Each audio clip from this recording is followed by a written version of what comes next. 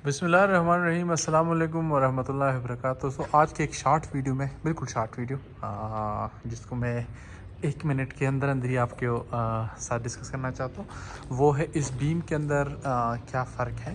आपने primary beam और secondary beam का कॉन्सेप्ट सुना होगा और ये भी सुना होगा कि सेकेंडरी बीम लोड ट्रांसफ़र करता है प्राइमरी बीम के ऊपर और प्राइमरी बीम उसको ट्रांसफ़र करता है कॉलम्स के ऊपर। इस तरह से यहाँ पर आपको दिख रहा होगा, ये एक बीम आ रहा है जो इस स्लैब का लोड लेके इस बीम के ऊपर ट्रांसफ़र कर रहा है। ठीक है, तो अगर इस बीम के ऊपर ट्रांसफ़र कर रहा है तो इसका मतलब ये है कि वो बीम स्लैब से लोड लेके इसके ऊपर ट्रांसफ़र कर रहे हैं और ये ट्रांसफ़र करके कॉलमों की तरफ ले जा रहा है। जिसका मतलब ये हुआ कि ये जो बीम है, ये सामने वाला, ये सेकेंडरी बीम है और ये जो बीम है ये प्राइमरी बीम है।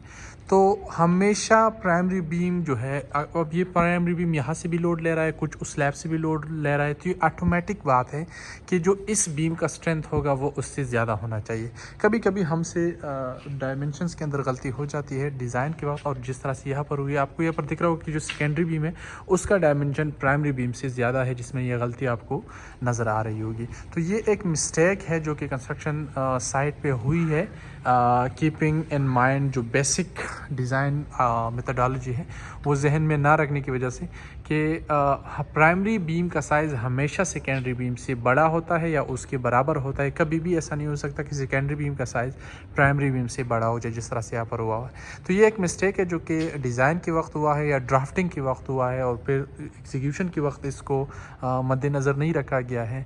नहीं होना चाहिए। जब भी आप लोग एग्जीक्यूशन करते हो तो उस वक्त आप लोगों को ड्राइंग सही तरीके से पढ़नी चाहिए ताकि जो भी मिस्टेक है उसको टाइम्स के साथ निकाला जाए।